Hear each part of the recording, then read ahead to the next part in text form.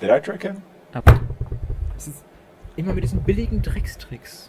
This has been today's lesson in chess geometry. Poor Bluebaum turns up to Title Tuesday, 16th of December. He's a candidates contender, for goodness sake. And he runs into Magnus Carlsen, opening with pawn b3 here. What a cowboy. And then springing a deadly 13 move trap. Let's have a look at it. Black, of course, plays sensibly, sets up the big black center. Magnus playing some normal stuff, but look at this. After bishop d6, does he play any of the normal, tried and tested moves? Fight for the center? No sirree. He pushes Gary the debt collector down the board, preparing to bang down some doors. Now you could take, not played. This is the basic idea. You see this in a number of Queen's Gambit positions as well. The knight could drop back and then the rook takes, or you can go e5 to support it. And you get some lines like this. Okay, different game. Let's pause it there. Not played. Pawn not touched. h6 instead. So Magnus goes rook g1. Queen e7's good because it prepares this e5 move immediately. And you're not running into any kind of bishop b5 stuff after knight c6. Okay, very good. d4 is now a top move to clamp, or knight e5. Again, Magnus doesn't play the obvious way at all. He plays in tricky ways to confuse his opponent, and it's with the explosive c4. He allows e5, but then he's going to take on d5. We're in a different game. Black stands a bit better, by the way, but of course Magnus doesn't care. It's blitz chess. He just wants a different, original position. Try and confuse his opponents. So Bluebaum sets up this pyramid here, the party hat. Does it with pawn to c ships, and in response Magnus just calmly develops the knight. Now e5 on the board, and you could take on d5 already, but Magnus goes for something much trickier. Before we explore it, of course, if you want to learn your openings, use Lotus Chess. The link's in the description. Don't let this craziness happen to you. It's exceptional. It's free to get started. Magnus pushes with pawn g5. Now after takes, knight takes, he's giving up a pawn here, and for what? Well, basically nothing. He doesn't even take in the center or anything. He just retreats the knight and hits the rook, but he sets a deadly trap which Bluebaum falls into.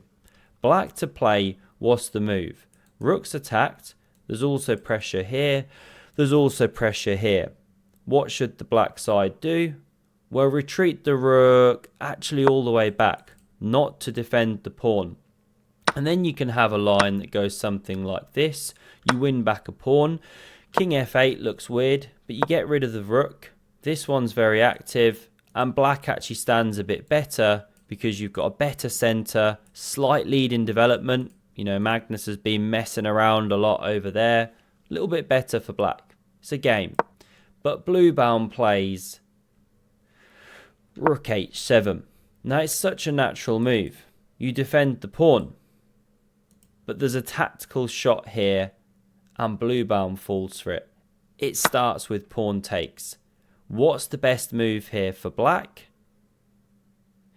It's actually the development of this bishop to g4 or f5. Both work, game goes on. If white keeps munching, you develop with tempo. But not played. The very natural pawn takes was played. Also, if knight takes, the same tactical shot works. Magnus now unleashes hell on the board here. What do you think he played in this position? He now crashes through with knight takes on d5. Did I trick him? Ah wait, es gibt Springer d5 Dame c2 oder was? I think I probably did. Es ist immer mit diesen billigen Dreckstricks. Boom, boom, So boom. ein verdammter Idiot. Kann man sowas billig? This has been today's lesson in chess geometry. Natürlich. You're welcome. Who says Natürlich. that this is not Natürlich. educational? Ich stehe plötzlich komplett bereit. Just a beautiful geometrical understanding. This is the point. Boom, as he says in his stream. And you're hitting two pieces at once. Loose pieces drop off, as they say. So often in tactics it's connected with that, and an unprotected king or a king that can be checked, and what to do. There aren't that many good moves. White now stands +3. So this was played. The rook drops, and now we see queen f6. Countering on this knight here, and again Magnus unleashes the second brilliancy in the space of 4 moves by playing queen takes on g7 simply, sacrificing an entire knight, but not really. He's winning it straight back with this tactic. And what he's spotted is that after queen f5, bishop takes, knight b4, hitting this, and also all these sensitive points, looks pretty scary. He's okay. Don't be seeing ghosts. Play the position. He's got another real nice finger on the pulse, incisive attacking move. Rook g5. Do you even rook cliff, bro? He loves to whisper it. I love this design. Get yourself over to the merch store. That link's also in the description. I've got some on the way myself. I'll be wearing it soon. Queen is hit, and after she moves, Magnus now plays the check here. By the way, if you jump in with the check just to show this line and crash through, well, yes, you sack a knight and it looks scary, but white just survives it. No issues, no ghosts, white's winning. An entire, rook and bishop ahead.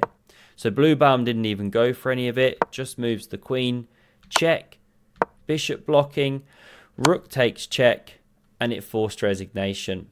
Because you've got nothing to do but block with the queen. If you move the king, then you lose the bishop, and the king hunt continues. You're now a rook down with a king that's about to get killed. Mate in 8 apparently. Knight's also dropping. What to say?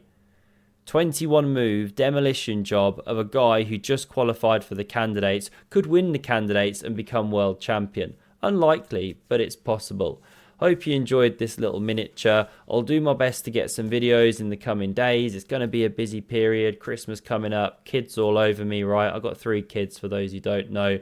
But I'll do my best. Get some videos up. Thanks very much for all your support, especially those of you who have donated via PayPal. Very much appreciated. And the channel members, of course. All your support all through the entire year. It really does mean a lot. So thank you very much for that one. And have a look at the video on screen if you want to see some more epic chess. Cheers. Immer mit diesen billigen Dreckstricks. This has been today's lesson in chess geometry.